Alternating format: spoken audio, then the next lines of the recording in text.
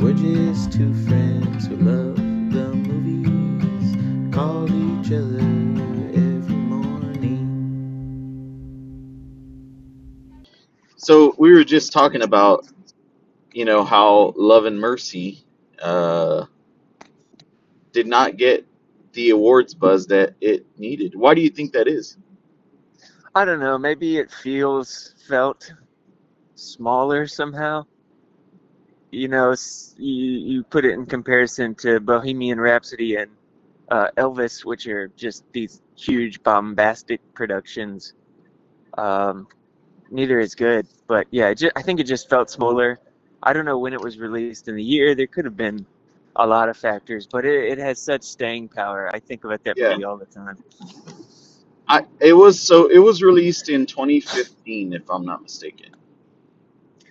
And the woman that Elizabeth Sir Banks Yeah, Elizabeth Banks. that she plays, I don't remember her name. She plays the real life wife of Brian Wilson, but that's just such a good character. Such a good character.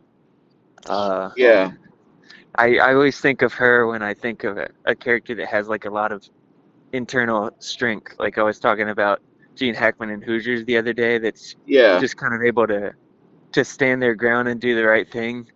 And she was a powerhouse in that movie. That's my favorite performance of hers. And in fact, like I'm not even like a big fan of her. Um, Yeah.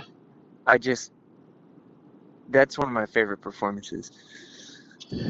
So that movie, what I loved about it was it really tackled everything that he was, because was he schizophrenic? I can't I don't remember. know.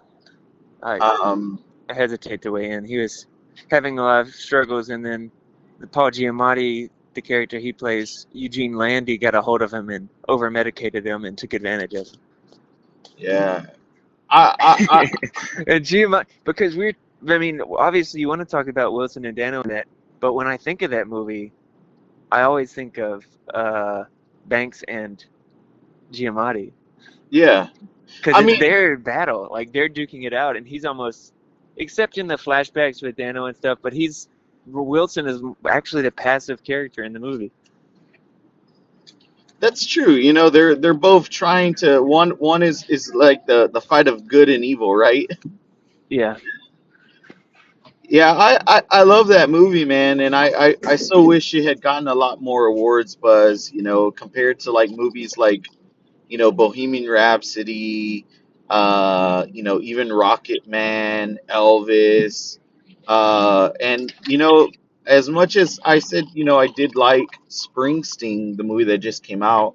Love and Mercy, it's one of those music biofilms that it's easily, I would consider it one of the greats. Well, I would too, and I wasn't going to talk about this because we probably have about 10 minutes left in the doggone movie. But since we're talking about music biopics, I'll go ahead and bring it up. For the past couple nights, we've been watching. My grandfather actually sent it home with me last time I was in Alabama. He sent home with me the DVD for the Coal Miner's Daughter. Oh my gosh, that's dude, that's one of my Ooh, favorites. you Have you want to talk not about had you an not seen it, acting tour de force. dude? Sissy How? Spacek and Tommy Lee Jones, Jesus, dude. Look, unbelievable Mitch, Appalachian angst. dude, how have you lived in the South and have never watched that movie? So where is the movie set? Is it in I, Virginia or I yeah, I don't want to say where. I don't know. it's in Appalachia, obviously. And they paint such a vivid picture. Like if I mean, look, this is my people, okay? Yeah, My people have been in Alabama for a long time, man, in the hills up there. Just he reminded me a lot of my Tommy Lee Jones's character, and Sissy Spacek's character reminded me for a little bit, especially when they were younger, of my great grandparents. And then a yeah, lot of the production as it went on, Tommy Lee Jones has always reminded me of my dad. They just have Wow. like a lot Okay. of the same mannerisms and like energy. Uh, so it was just special in that way. But I mean, their performances are just unbelievable. And I'm speaking like not even having seen the finale of the movie. It was just so funny. She got tired and she's like, "Yeah, it's time." And I was like, man, I think we've got basically like one or two scenes left. But Yeah. that would be already, I can tell you, one of the great music biopics. It's at every level operating like it's so lived in. It doesn't feel like it preceded obviously the kind of the two movies that invented the tropes that Walk Hard lampoons, like Walk the Line and Yeah. Ray. But I mean, it's just so it's a story and it's a poem and it's very, very good. Yeah, man. I that's actually one of my all-time favorite music bio movies. Yeah, And you talked about Walk the Line, Ray. For me, I those love are. both of those movies. Yeah, I love both of them. But if we're talking like S tier, top tier, I'm putting in Love and Mercy in there. I'm putting in The Oh, Coal sure. Miner's Daughter. Um, Well, you had prompted us to make a list like earlier this year, so I actually did like make a list of some of my favorites. But um, yeah, definitely Love and Mercy. That one stays around, and now definitely uh, Coal Miner's Daughter. So, well, you were talking about that you watched Coal Miner's Daughter last night. So I ended up watching a movie that I hadn't seen since my dad rented it in 2005. Uh-huh. The Interpreter. Have you seen that? Are you kidding me? I was gonna bring up that movie today. No, you were not, Yes, dude. dude. You're lying. Whoa, let me tell you the truth. This is true. Okay, last summer, like it was literally, I think in May, I had gotten like the theme for Lori's gift, so it would have been April. The theme for Lori's birthday gift was a Goodwill haul. So I got like a bunch of stuff from Goodwill. Got three movies. One of them was The Interpreter. We started watching it. The disc scratched about two-thirds of the way into the movie. It just dropped on Netflix like last week. And so we queued it up 3 nights ago and finished it. Wow. Dude, yeah, I watched it on Netflix last night. Yeah, dude. It so I had watched it with my dad because he had rented it, and like I Yeah. said, I haven't seen it since back then. Wow. What did you think of it? Well, I enjoyed it. Kidman and Penn are cool to watch together, kind of in their prime. And it's Sidney Pollack. I love that filmmaker. It's his Yeah, last movie, actually. it was his last movie. Yeah, pretty sure. Oh wow, I didn't know that. Did he? I thought he died a little bit later. He may have, but maybe this was just, maybe, I don't know, his health or whatever. Couldn't get more pictures. I mean, because this is not like, definitely not going to be, anybody's going to say this is like the best Pollack film. It's, No. am I saying his name right? But it's a good movie. It's got the feel of its era, and it's a it's one of those suspense movies where it's like it doesn't exactly have like great payoffs. You just gotta enjoy being with the characters in those heightened circumstances. So you like the phone call like between him and Kidman when they're having the stakeout. It's got like that kind of quiet urban romance element to it. It kind of has elements of like old movies, like Hitchcock Yeah, movies, right? yeah, you're right. It does. It does. It's got some of that sensibility. It's sort of melancholy, and it's because at the end of the movie, spoilers. I like, when you come back to the reality that his wife had just died like 21 days ago or 28 days ago, and you're like, oh my goodness, that's kind of been hovering over him as he's going through this very intense, high stakes, global impact case as an FBI agent. Yeah. Yeah, so I mean, you pretty much summed up a lot of why I like the film. I don't think it's great, but I think it's just one of those good old fashioned like uh adult PG-13 movies that they rarely make anymore.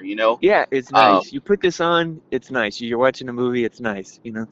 it has some intense moments. It's not too.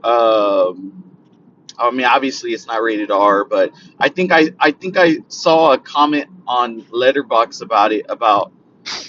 It said something about I miss old dull movies like this Yeah. No, because yeah. it really. When it's not heady in the sense that it's like, it's not exactly smart, but it's like a beach read kind of, like a, not a Grisham, but like a Patterson novel or something. Yeah, it's not smart. It's not as smart as it thinks it is, but it's also not dumb. Oh yeah, it's put you in this world that it had to think about, and then therefore you have to kind of think about. You're not asleep at the wheel watching this movie, but you're also not, having to put your readers on and study. Dude, I honestly think that we've been, that's crazy that you watched it. And that I just watched it. And then last night, so you were telling me you were at trivia, and I sent you if you were a fan of Sam Cooke, right? And Yeah, what did you put it? Did you put it that was weird, before or dude. after? Before, like I was sitting there, and part of the trivia that we play at Pub Trivia is that they ask a question and there's a music bonus, because while you're thinking of the answer to the question, they'll play a song and if you name the artist. And there was this one, it wasn't Sam Cooke, and I thought, I was like, this kind of sounds like Sam Cooke, and so I put that down and got it wrong. But yeah, dude, I think we're merging. It's probably because a couple of days ago you were saying, I wish I had your life, and I said, I wish I had your life, and now we're merging into each other. Dude, dude, We Freaky Friday. I know we're Freaky Fridaying it, dude. That's, Remember that script we were writing with that concept? oh my gosh. That was Yep. dumb. We were, We're still we, gonna make that though. we could never crack that. Right? It's because we were writing it, and then like we kept on finding like plot holes, right, or something like Yeah, that.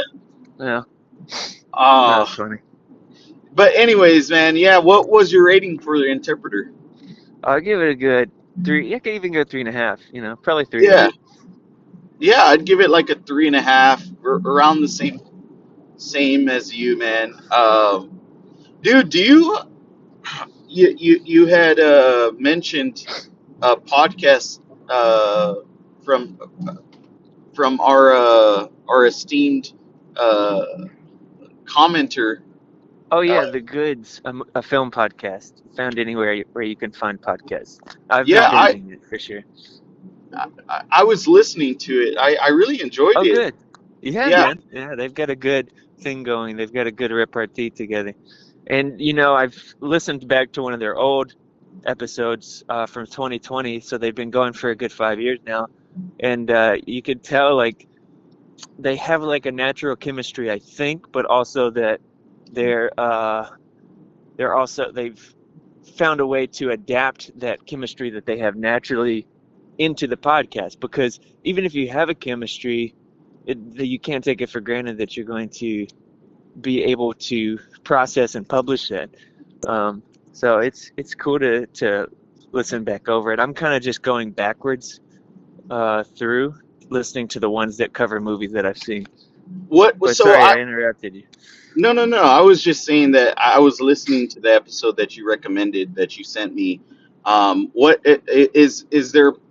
I'm assuming all the episodes are very similar to that, where it's very So conversation like. it, it it is more of a like a structured conversation than we have. But what they do that's interesting is they'll swap picks, right? But then a lot of the times in the year they'll have a theme month.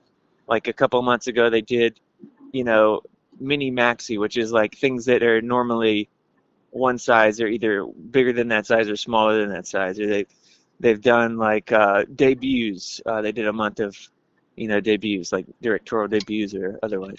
And so they'll do theme months like that. But basically, they're swapping movies and talking about those movies.